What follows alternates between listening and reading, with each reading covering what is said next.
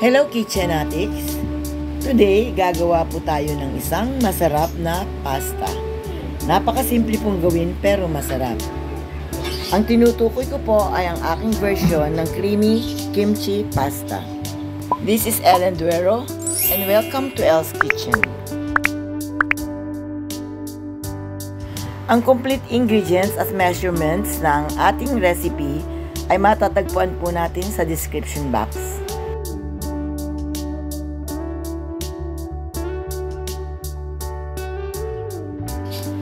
Bago po tayo magsimula, please don't forget to like, comment, share, and hit the notification bell para lagi kayong updated sa aking mga videos.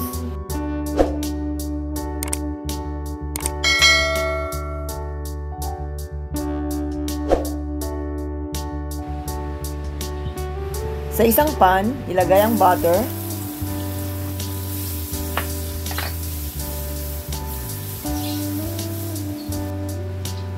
lagyan ng konting oil para hindi masunog ang butter.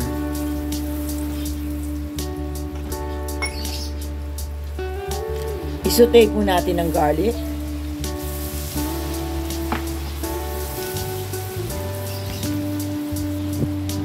Onions.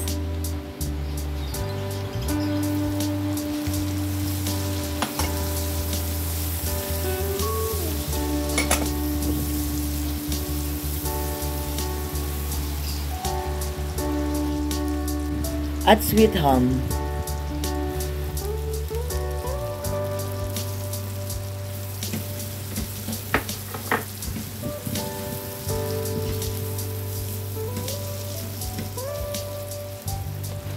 Ikat po natin ang malalaking pieces ng kimchi at ilagay sa pan. Tapos sama-sama ng nating igisa.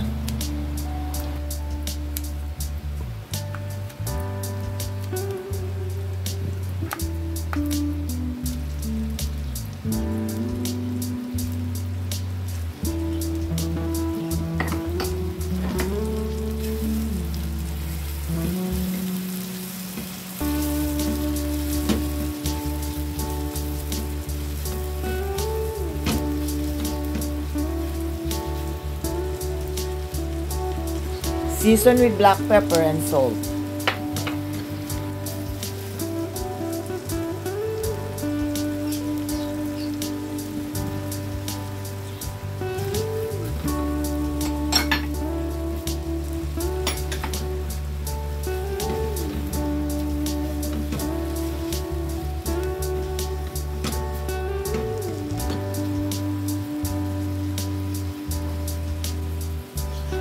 I-add po natin ang paprika para gumanda ang kulay niya para sa presentation.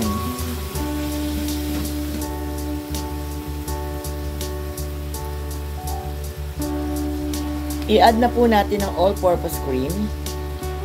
Tapos paghalu-haluin po natin ang lahat ng ingredients para magsama-sama silang lahat.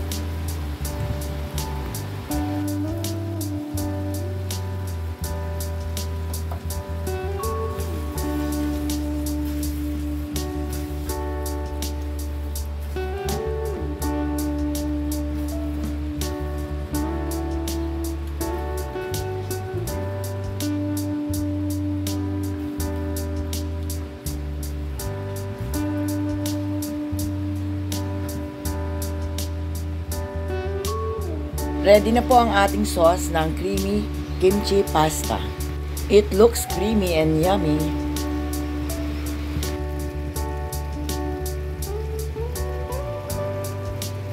Iluto naman natin ngayon ang noodles. Lagyan natin ng salt para lumasa na ang noodles. Sa isang malalim na kasirola, ilagay po natin ang spaghetti noodles according sa package instruction. Dapat po al dente ha.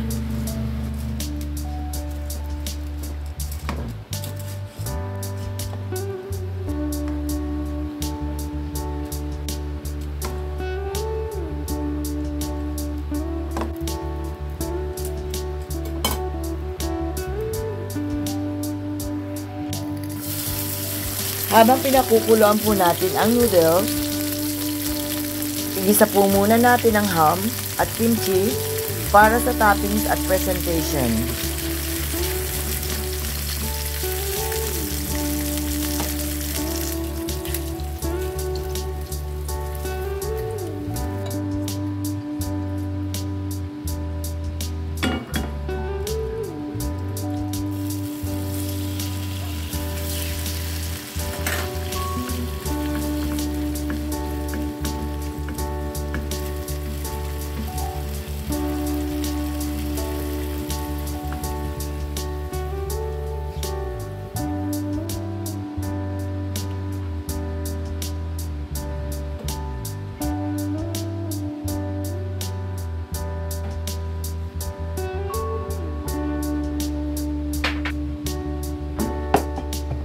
lagyan po natin ng 1/4 cup na pasta water ang ating sauce para hindi siya dry.